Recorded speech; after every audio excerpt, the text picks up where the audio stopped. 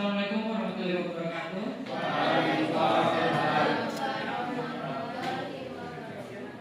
Izin Pak Aris, sebelumnya kami dari kelompok 8. Sebelumnya saya perkenalkan diri, nama saya Nathan Susilo. Kemudian ada rekan saya sebagai pembicara, saya sendiri sebagai moderator. Kemudian pembicara saya itu saudara Ardian. Kemudian ada saudari Bayi. Kita akan membahas implementasi potensi di Kelurahan Tole. Silakan untuk pembicara. Baik, assalamualaikum warahmatullahi wabarakatuh. Izin Bapak, izin Bu. Terima kasih kepada moderator yang telah mempersilahkan untuk memaparkan materi.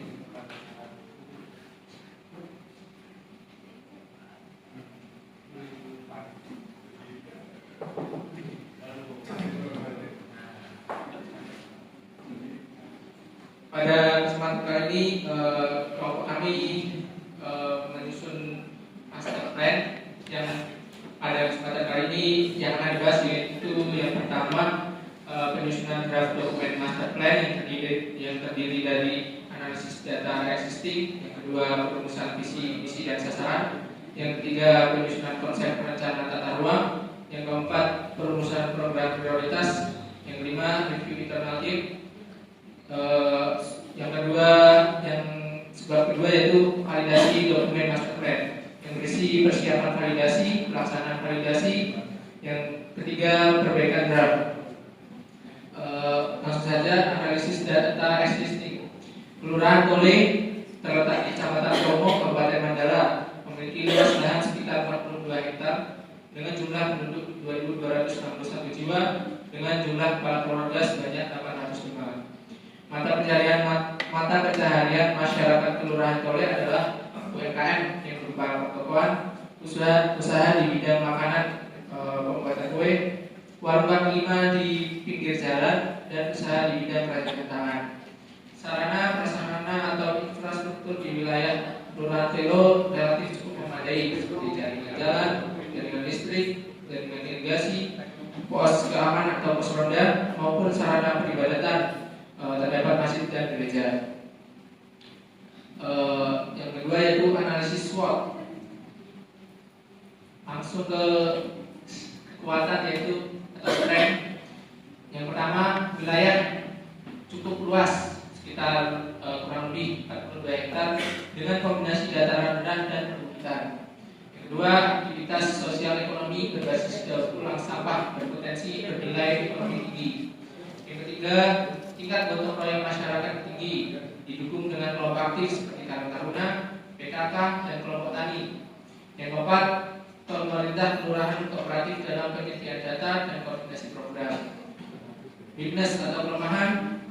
Yang pertama, minim pelatihan kewirausahaan, pemasaran, dan manajemen usaha modern. Yang kedua, akses digital masih rendah atau masih minim konten promosi.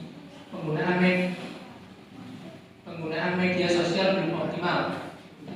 Yang ketiga, beberapa data potensi belum terdokumentasi secara sistematis sebelum program dilakukan.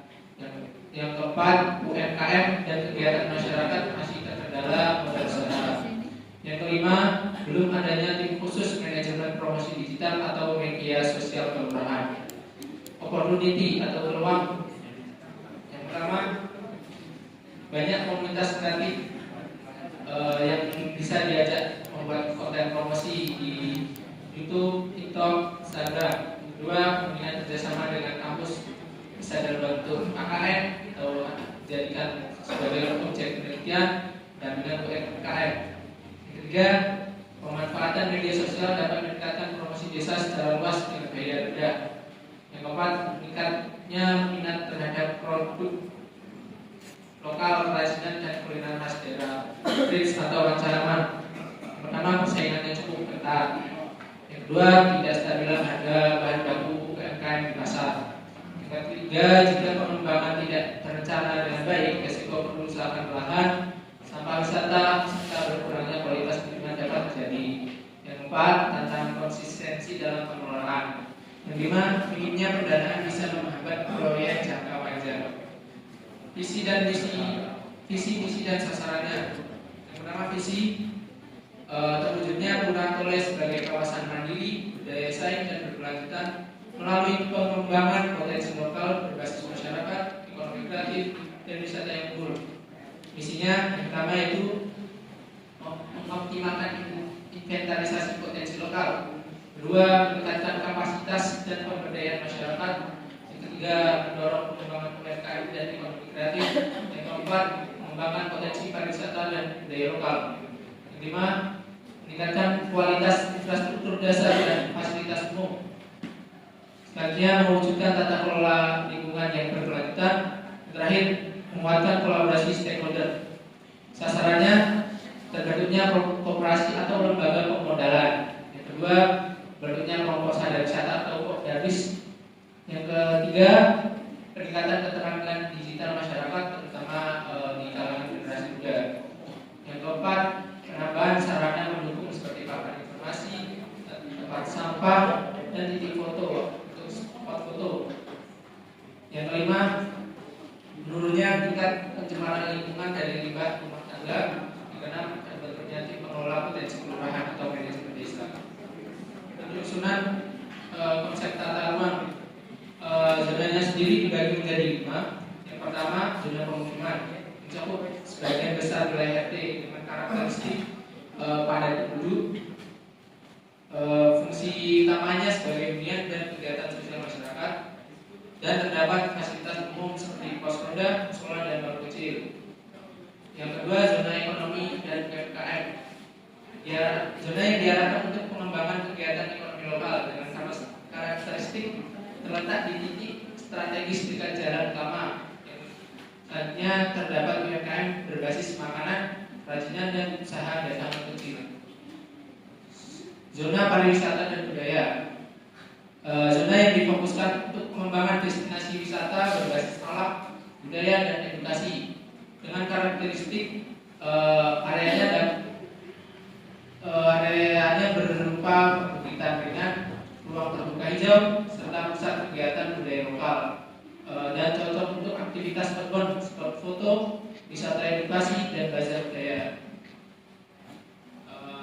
Zona selanjutnya itu zona pertanian atau ruang dan ruang terbuka hijau.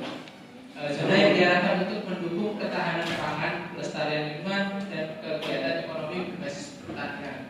Dengan karakteristik zona berada pada lahan produktif dan ruang terbuka hijau, lahan yang dapat digunakan untuk pertanian, kebun masyarakat, dan konservasi. Yang terakhir, zona infrastruktur dan fasilitas publik. Zona yang mencakup fasilitas penunjang aktivitas masyarakat dan layanan publik dengan karakteristik seperti kantor kelurahan, balai warga, sekolah, dan fasilitas pendidikan, posyandu, fasilitas kesehatan dasar, dan sarana olahraga. Untuk perumusan program pembangunan atau program prioritas dibagi menjadi 3. Yang pertama, jangka pendek untuk 1 sampai 2 tahun, jangka menengah 3 sampai 5 tahun, jangka panjang lebih dari 5 tahun. Untuk program-programnya jangka pendek, digitalisasi UMKM, Kopdarwis, pelatihan dasar SDM, perbaikan jalan dan PJU, bank sampah dasar. Untuk jangka menengah, sentra UMKM, jalur wisata tematik, sertifikasi dan inkubasi, revitalisasi balai desa, taman desa, atau ruang terbuka hijau. Untuk jangka panjang, koperasi desa dan akses modal, desa wisata sendiri, wirausaha muda desa, IPAL, dan infrastruktur hijau, desa hijau berkelanjutan. Selanjutnya, review internal tim. Yang pertama, evaluasi pelaksanaan. Tim telah menjalankan tahapan pengumpulan data primer dan sekunder secara bertahap dan terstruktur. Yang kedua, kombinasi dengan kelurahan, RT, RW, dan UMKM berjalan baik meskipun masih terdapat kendala waktu di lapangan. Forum, group discussion, dan survei lapangan memberikan data valid sebagai dasar penyusunan rekomendasi. Selanjutnya, evaluasi kekuatan tim. Pembagian tugas berjalan efektif, metode analisis berupa SWOT, pemetaan data, validasi telah dilakukan sesuai standar. Tim mampu menghasilkan rekomendasi strategis dan program prioritas yang komprehensif. Rekomendasi untuk perbaikannya yaitu meningkatkan pendokumentasian waktu di lapangan seperti foto, video, data koordinat. Yang selanjutnya mengadakan pelatihan internal tim, mengembangkan sistem monitoring internal, memperkuat koordinasi dengan perangkat kelurahan. Validasi dokumen.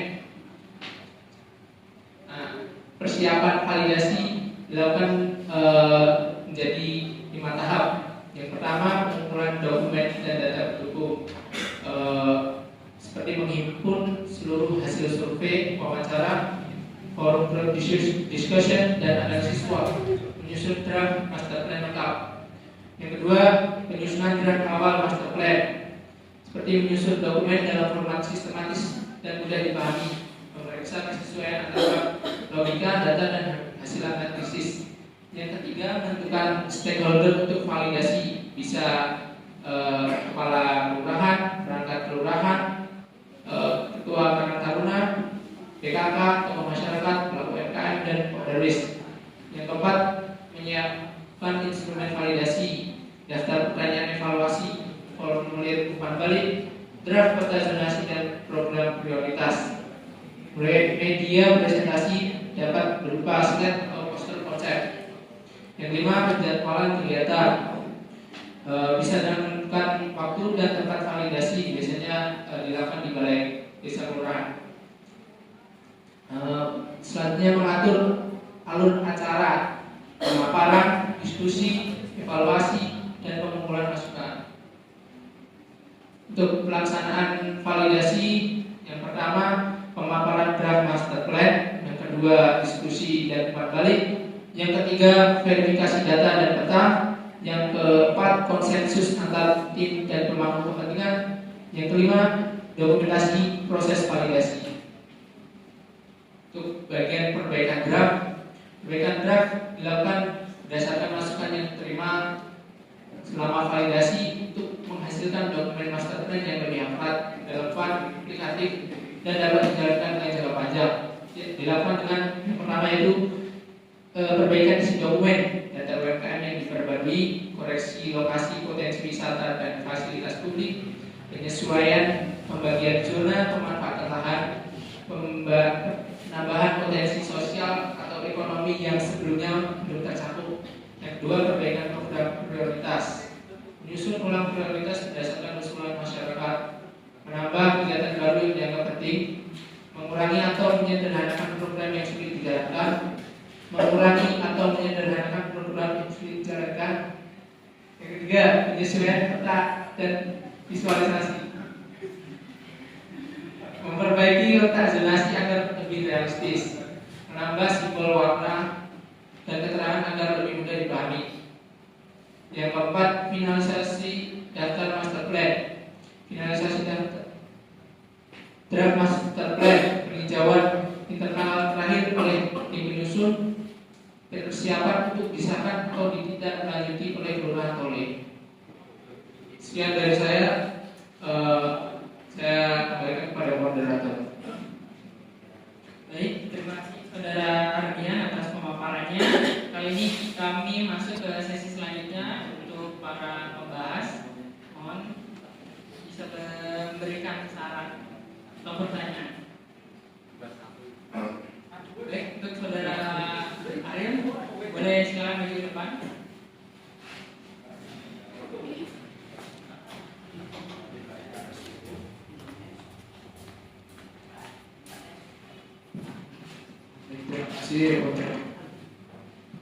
Terima kasih untuk waktu yang diberikan. Sebelumnya boleh ke slide SWOT gitu kan, analisis SWOT. Nah, untuk analisis SWOT sendiri kan di overview tadi tidak ada, karena dari kelompok ini membahas. Jadi saya ingin memberikan satu saran. Ini kan analisis SWOT ini baru sampai tahap identifikasi apa kekuatannya, apa peluangnya, bagaimana ancaman dan kelemahan. Namun belum menunjukkan bagaimana memanfaatkan analisis ini Seperti misalkan ada kekuatan bagaimana meningkatkan peluang atau dibuatkan matris seperti yang Bu Dian buat tadi. Dan saya ingin bertanya kira-kira dari kelompok kalian, misalkan dari strength dan opportunity, bagaimana strategi kalian memanfaatkan analis SWOT itu. Lalu yang kedua untuk konsep rencana tata ruang boleh?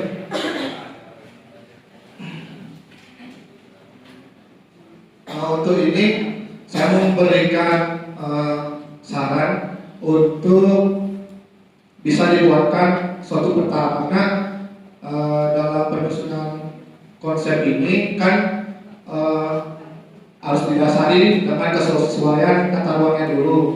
Kalau misalkan kalian sudah membuat konsep namun di lapangan tidak sesuai dengan tata ruangnya, kan akan jadi apa?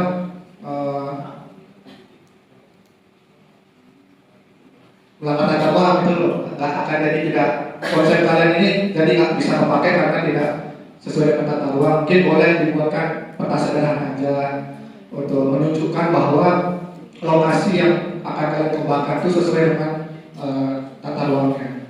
Mungkin itu cukup. Terima kasih Saudara Adel saran dan pertanyaannya tadi. Kemudian Saudari Agrita, kami persilakan.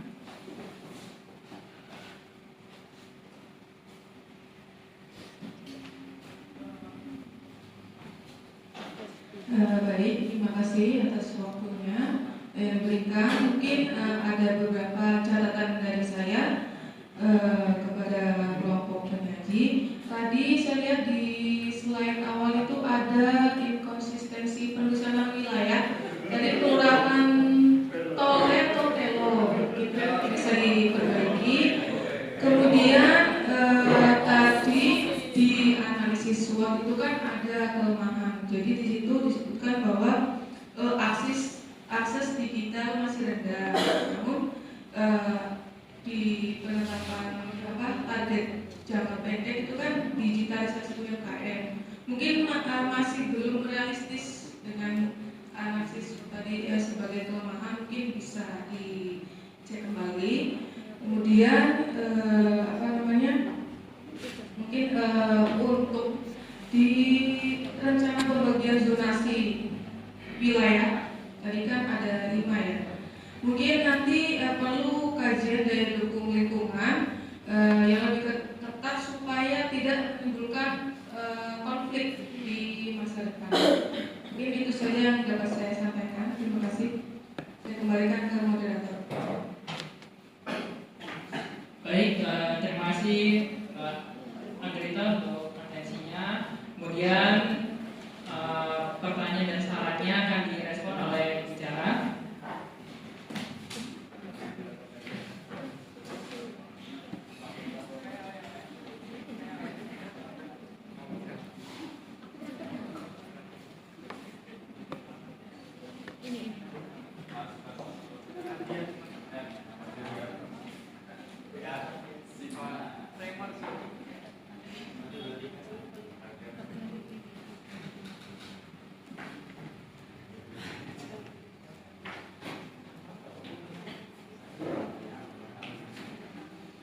Baik, saya akan merespon dari tanggapan pembahas yang pertama, yaitu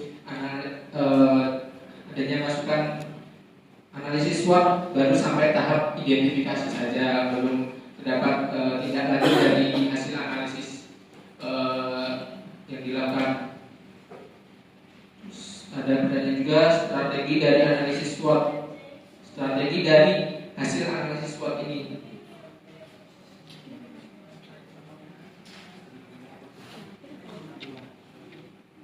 Strateginya mungkin dari kami itu mengembangkan aktivitas sosial berbasis daur ulang sampah ini digalakkan secara masif, karena kondisi lingkungan, kondisi wilayahnya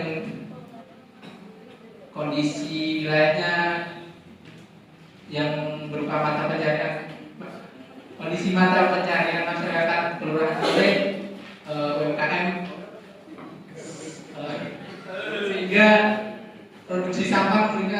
kemungkinan akan banyak.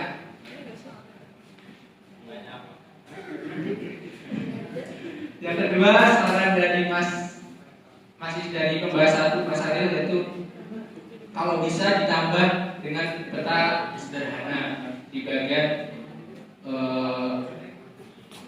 penyusunan konsep tata ruangnya. Lanjut ke pembahas 2 yang kita